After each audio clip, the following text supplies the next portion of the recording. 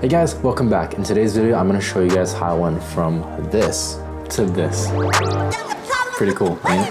Hey guys, welcome back to another video. If you guys don't know me, my name is Tim Ju, and I am a fourth year going into my fifth year at the University of Washington, Seattle. In today's video, I want to quickly go through what I did to build my YouTube studio in my Seattle apartment. Very small space, very limited on what I can do, but I wanted to kind of go walk through how I went about doing it and the process that came from going out in the living room, which is where I was before, to here, which is now in my main room. This place where there's my bed over there. It's where I sleep. It's where I do work and where I get my work done because I am working remotely from home. But yeah, I'm super excited to walk through my process and kind of take you guys step by step in the way I approached it. All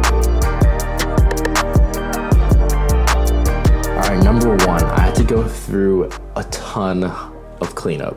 So this is what my desk looked like beforehand. So pretty much I was in the living room. At the time we had 4 roommates living in this apartment. One actually moved out and I took over for them in their rent. So I actually got my own room. So I was able to luckily move everything from the living room to here. But what that really looked like was mainly just cleaning. My desk had so much stuff on it. It was ridiculous how much was actually on there. I was rocking this 34-inch monitor, but also rocking another 27-inch on the side that was really unnecessary. At the same time, I had things just all over my desk. It was super cluttered. So the first thing that I did was I cleaned up. I pretty much sorted out my desk. I made sure everything was organized. All right, step number 1, move this. So the desk right now is starting to bend in the center. It's not smart, it's not great.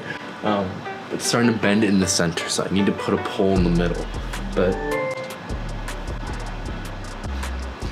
But to do that, I needed to get 1 extension pole or either get 2 more poles on the end, because right now my drawer is holding up the other side of the desk. So I went to IKEA. I got 3 more of the shorter legs. I'm gonna lower those extension legs down, and then we'll go from there. I need to take off everything here, take all of it off, and then put these on. It's gonna take a second.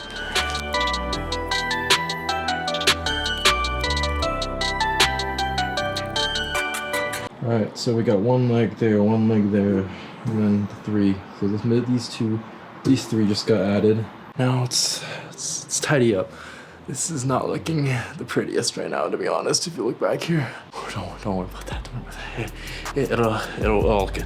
I had to have 3 more legs because before I had those IKEA like adjustable legs. Yeah, it was just those, and then my IKEA drawers, which was fine. It worked at the time, but I wanted a little bit more space because at that time, my PC, my main gear PC was actually right on my desk as well, and it made it a little more challenging to put everything in an even amount of space. So what I did was I added those 3 legs, and then I also put my PC on top of my drawer, and I was able to clear up a ton of space. Whatever you can do for your setup, I hope that you're able to clean up and make it easier and are able to have a better environment for working.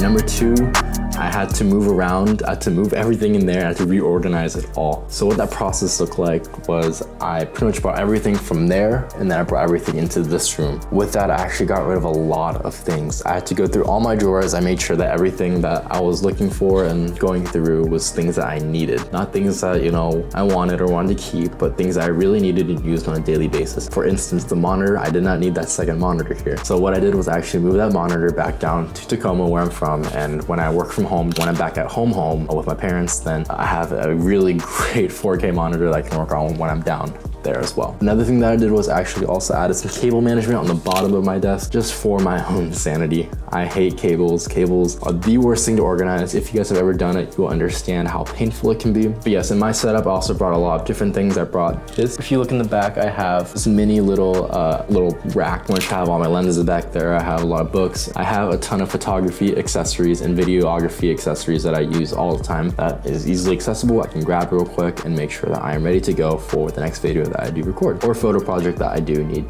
to go on. Throughout these first 2 steps, I actually got rid of a lot of things, whether it be reusing it and repurposing it for other areas of my life or spaces that I have, or I literally just threw them away. So whatever you do for your setup, make sure you organize, you're moving, you're setting things up again. I went through that process. I had to bring everything into here, set things up again, and make it a lot more simpler than what it was before. And I think it looks a lot better now.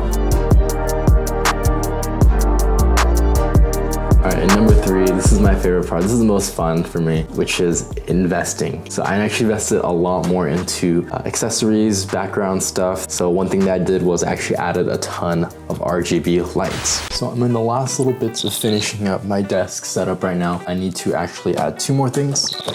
One is this. I got this at Marshall's the other day for like $15, but I've been an avid PlayStation fan for like the last like 6-7 years. So I wanted to have something really cool in the background to kind of bring some more light and dimension to my studio and my room. So I'm thinking of placing this back over here somewhere. And then at the same time, I bought, these are really cool, these LED like RGB lights. I thought it'd be cool to have them. Guys, I'm telling you, Marshall, Ross, wherever you go, it's just, there's incredible things you can find.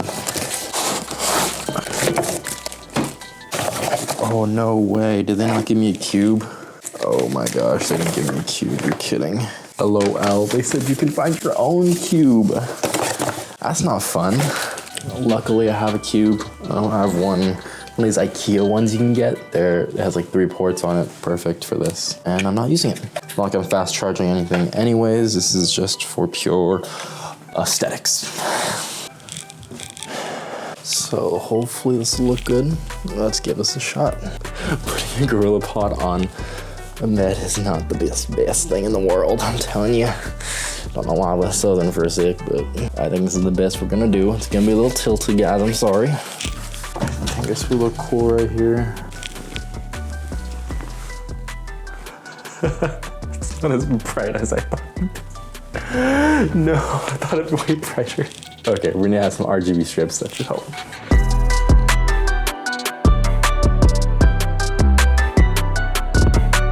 So I added a ton of RGB lights. It helped make a big difference in the background. It went from being a little darker, a little more, not as like bright, to a lot more lively. I can change colors, like watch, I can change this from blue. That one's green. That's purple, green, blue. Just a ton of colors that we can choose from. I saw red. I personally like white, it just looks cleaner. So one of the first things I added was that RGB light. The second thing that I actually added was, I don't know if you guys can see it back there. It is right here.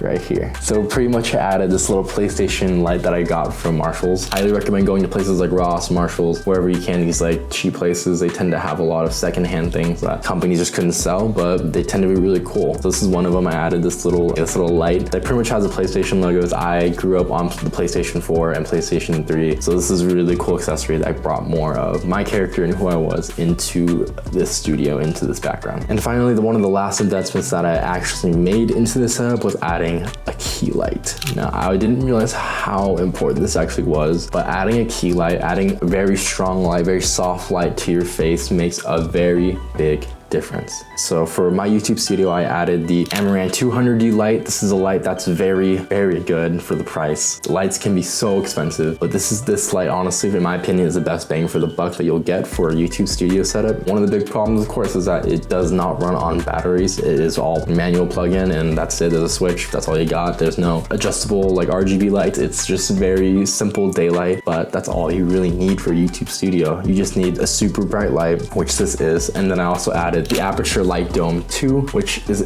the best softbox you can get. It just adds such a nice soft light to your face. These things are a little bit more expensive, but I promise getting a light like this, the 200D or even the 100D, it'll make a big, big difference. You won't regret it. A key light is everything. If you have time, then get a hair light, get, a fill light. I'm using this lamp as a fill light for me right now. I don't know if you can see, probably can't, you don't see it. So overall, investing in those 2 areas of adding very good light with also a very good background help make this YouTube studio come to life. So I very much recommend, if you're gonna do something similar, to invest in lighting. Lighting is a big, big deal. It is everything. And then adding some background stuff that help represent your character more and who you are better.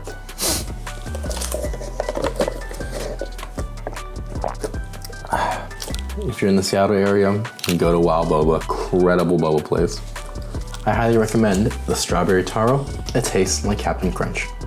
But yes, that's all that I have for you today. today. This is just a video that helped showcase my process into building a YouTube studio in my own apartment in Seattle. I thought it was really fun. I really enjoyed it. I'm hoping to make more videos this summer and really get on top of it. But yes, I really enjoyed it because I love my setup right now. This is incredible. This is all I really need for a beginner creator, I guess. But I hope that was able to help you if you're ever looking into doing something like this as well for yourself. You never know. But yes, that is all. Please make sure to like, comment, and subscribe. I promise it makes a difference. It really does. And I will catch you guys in the next video. And that video will probably be on this monitor because it is a 34-inch ultra wide.